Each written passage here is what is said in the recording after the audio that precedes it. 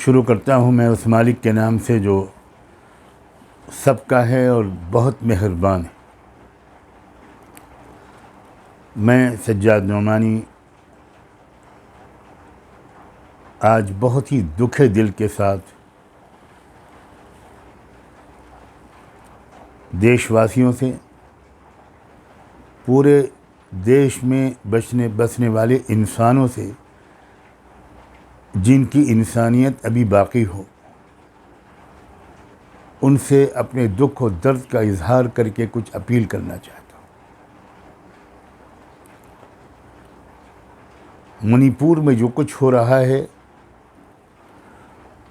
और जो 3 या 4 मई को एक लड़की और महिलाओं के साथ जो कुछ हुआ था और जिसकी खबर अब पहुंची है, इसलिए कि वहाँ हैवानियत को, दरिंदगी को छुपाने के लिए इंटरनेट बंद कर दिया गया था और अभी भी वो बंद है। दरिंदगी, इस हद तक दरिंदगी, 19-20 साल एक लड़की के साथ जो दुष्कर्म किया गया है, जो हैवानी हरकत की गई है, उसको सुनने के बाद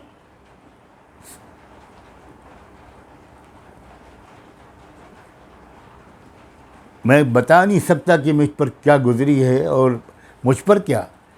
अगर कोई भी शरीफ इंसान किसी भी समाज में पैदा हुआ हो, किसी भी धर्म का मानने वाला हो, किसी भी कास्ट में हो, उसका सर शर्म से झुक जाएगा और उसका दिल गुस्से से भर जाएगा। कहाँ पहुँच गया हमारा ये देश?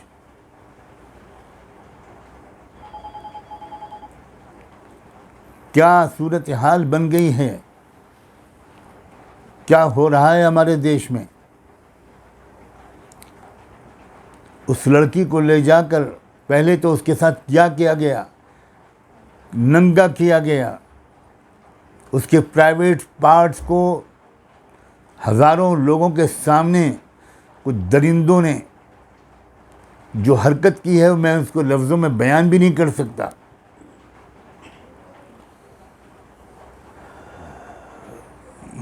ये वो लोग कर रहे हैं जो महिलाओं के अधिकारों का कारोबार कर रहे हैं।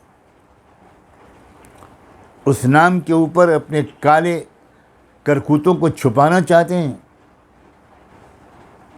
ये दुर्दशा हो गई है हमारे देश में महिलाओं की। ये है स्टेटस और मुकाम और औरतों का।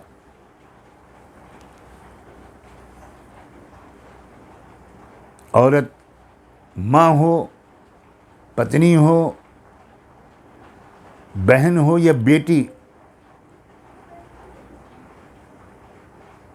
हर हाल में वो इज़्ज़त के लायक है, मोहब्बत के लायक है, आदर और सम्मान के लायक है।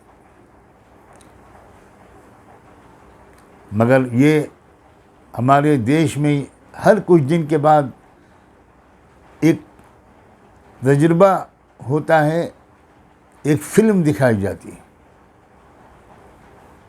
मुसलमानों ने बहुत कुछ सहा और वो तो आज़ादी के बाद से ही सह रहे हैं।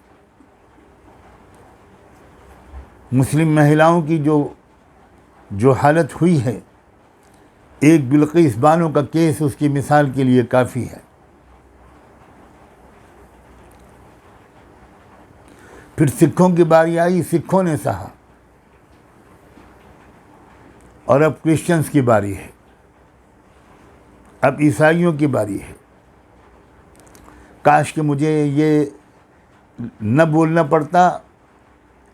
ये जो मारे गए लोग, जिनकी इज्जतें लूटी गईं, जिनके घर जलाए गए, जो चर्च जलाए जा रहे हैं, 2 दिन में मणिपुर में 2 दिन में 296 चर्च जलाए गए हैं। ये 2 दिन की रिपोर्ट है और ये मैं नहीं कह रहा हूँ, ये केरला के फादर का बयान है, फादर जैकब।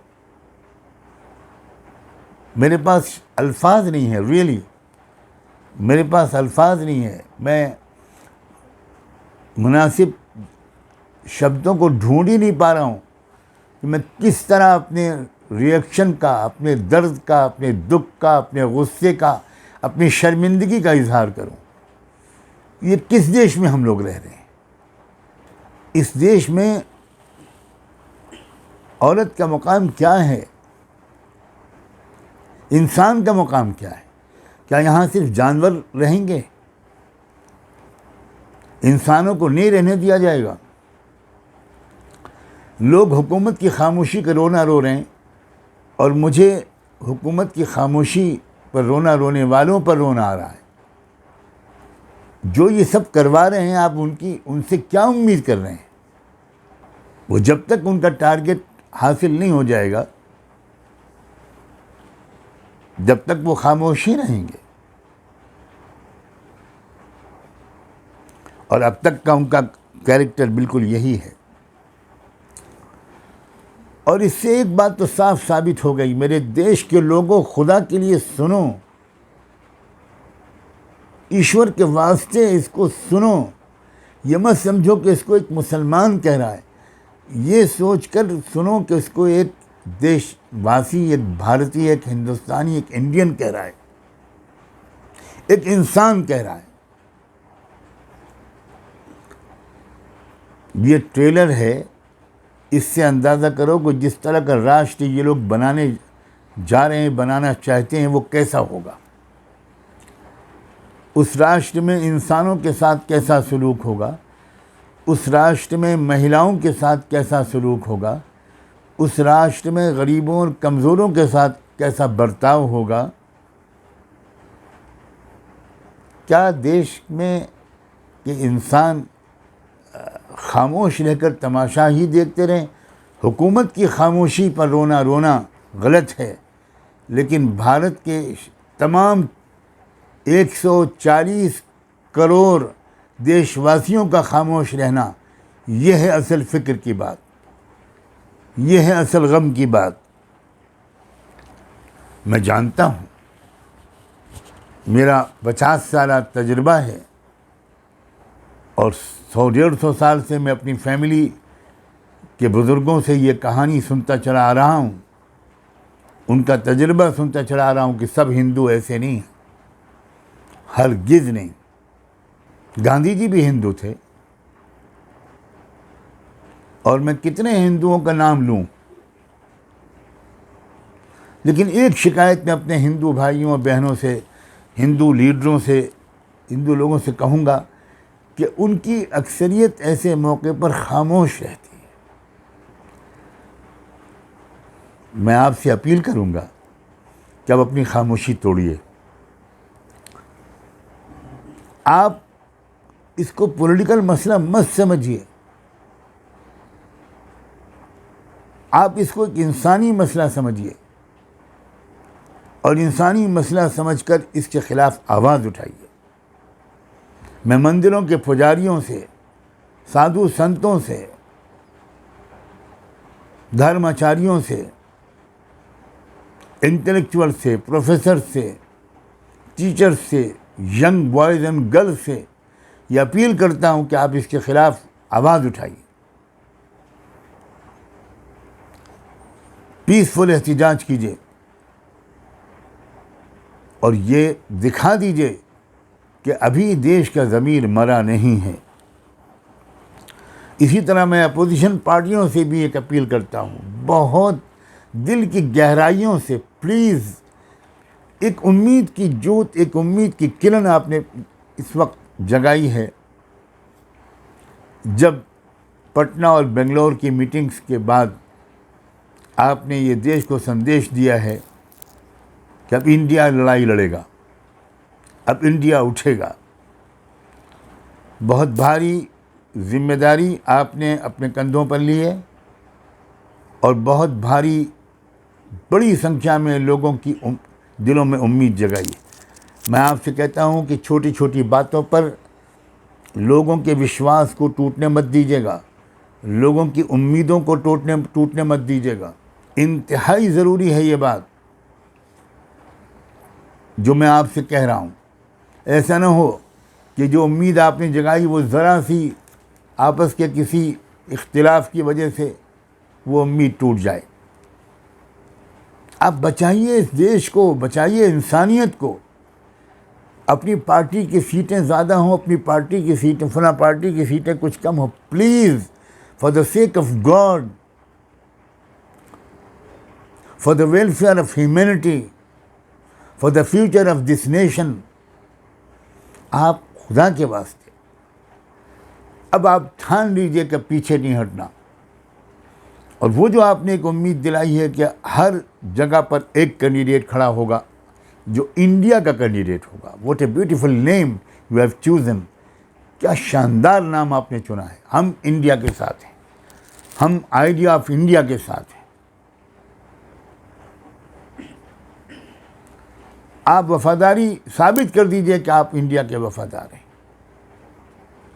और फिर देखिए कि हिस्ट्री में आपका नाम किन गोल्डन वर्ड से लिखा जाएगा। ये लास्ट चांस है जो आपको मिलेगा आने वाले स्टेट के इलेक्शंस में और 24 के इलेक्शन में। बहुत बड़ी आपने उम्मीद जगाई है, पता नहीं आपको पूरा एहसास है कि नहीं। जो नाम आपने चुना है उसमें आपने इंडिया की इज्जत को दांव पे लगा दिया। इंडिया हारेगा तो इंसानियत हार जाएगी। इंडिया को जीतना है और उसके लिए आपका बड़े दिल के साथ आगे बढ़ना और डटे रहना ये बहुत ज़रूरी होगा। और इसी तरह मैं तमाम ट्राइबल लोगों से, ट्राइबल भाइयों बहनों से, आदिवासियों से, तमाम माइनॉरिटीज़ से, तमाम शेड्यूल ट्राइब के लोगों से, शेड्यूल कास्ट के लोगों से, ओबीसीज से, तमाम अक़लियतों से अब ये कहता हूँ कि बस इनफ इज़ इनफ, बहुत हो गया। अब अपने अपने छोटे छोटे इंटरेस्ट को मत देखिए, अब देश को बचाइए। सिख भाइयों से, क्रिश्चियन से, बुद्धिस्ट लोगों से, मुसलमानों से, और जो लोग भी इस देश में रहते हैं, इवन वो लोग जो कोई धर्म नहीं मानते, आप इंसानियत को तो मानते हैं, आप इस मुल्क में रहते हैं, इस मुल्क को तो खुशहाल देखना चाहते हैं, इस मुल्क को तो आप पुरअमन देखना चाहते हैं। अब आप रैंक एंड फाइल के, अपने रैंक एंड फाइल के अंदर ये मैसेज आम कर दीजिए कि अब मौका नहीं देना इन लोगों को, बस हमने देख लिया, बहुत धोखा खा गए, अब मज़ीद तजर्बा करने की, मोहलत देने की, इंतज़ार करने की कोई गुंजाइश नहीं है।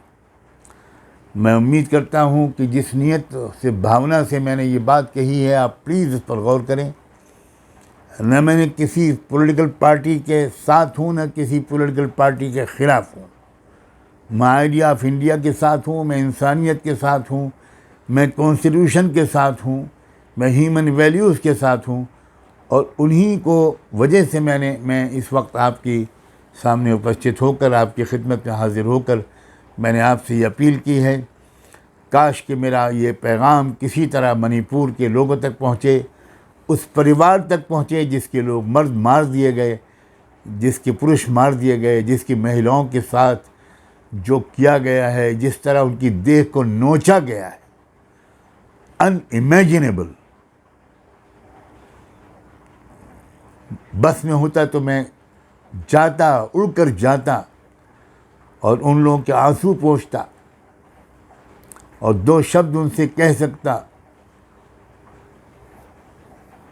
मैं उम्मीद करता हूँ उन तमाम लोगों से जो मेरे इस संदेश को वायरल कर सकें, वो मेरे इस मैसेज को आम करें। बहुत बहुत शुक्रिया। खुदा हाफ़िज़।